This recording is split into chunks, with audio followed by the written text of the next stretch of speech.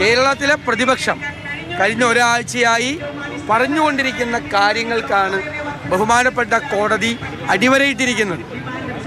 മാത്രമല്ല, പ്രത്യേക അന്വേഷണ സംഘത്തോട് ഒരു കാരണവശാലും നിങ്ങൾ വേറെ ആർക്ക് റിപ്പോർട്ട് ചെയ്യരുത്, നിങ്ങൾ നേരിട്ട് കോടതിക്ക് റിപ്പോർട്ട് ചെയ്യണം എന്ന് പറഞ്ഞിരിക്കുന്നത് വളരെ ആശ്വാസകരമായ ഒരു കാര്യമാണ്. കാരണം സംസ്ഥാന പോലീസ് ഇത് അന്വേഷിക്കുമ്പോൾ കേരള ഗവൺമെൻറ്റും രാഷ്ട്രീയ നേതൃത്വവും ഇടപെടുമോ എന്നുള്ളൊരു ഭീതി അയ്യപ്പ ഭക്തർക്കിടയിലുണ്ട്.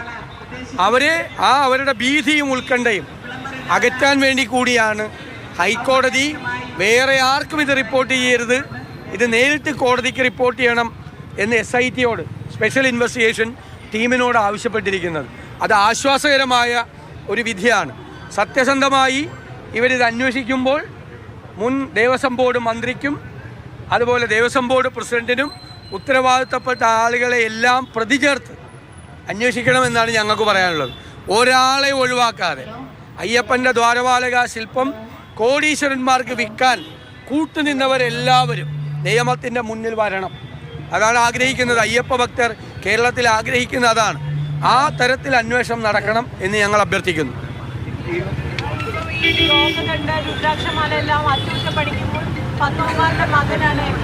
അത് യോഗദണ്ഡും രുദ്രാക്ഷമാലയും സ്വർണം ചേർക്കാൻ വേണ്ടിയിട്ട് കൊടുത്തിരുന്നത് ദേവസ്വം ബോർഡിൻ്റെ പ്രസിഡന്റിൻ്റെ മകന് തന്നെയാണ് കൊടുത്തിരിക്കുന്നത്. അപ്പം നമുക്ക് മനസ്സിലാക്കേണ്ടത് എന്ത് നടപടിക്രമമാണ് അവിടെ ഉള്ളത്, എന്ത് നടപടിക്രമമാണ്. അയ്യപ്പൻ്റെ സ്വത്ത് ആർക്കും തട്ടിയെടുക്കാം, ആർക്കും കൊണ്ടുപോകാം, ഒരു നടപടിക്രമവും ഇല്ല. ഇത് പുറത്തേക്ക് പോയില്ല എന്നുള്ളത് ഭാഗ്യം. പുറത്തേക്ക് പോയില്ല എങ്കിലും ദേവസ്വം ബോർഡിൻ്റെ പ്രസിഡന്റിൻ്റെ മകനെ ഇത് ഏൽപ്പിക്കാനുള്ള എന്ത് നടപടിക്രമമാണ്.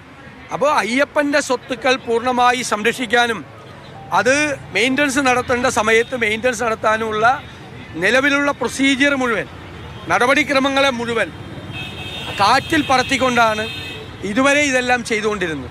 അതാണ് വ്യക്തമാകുന്നത്.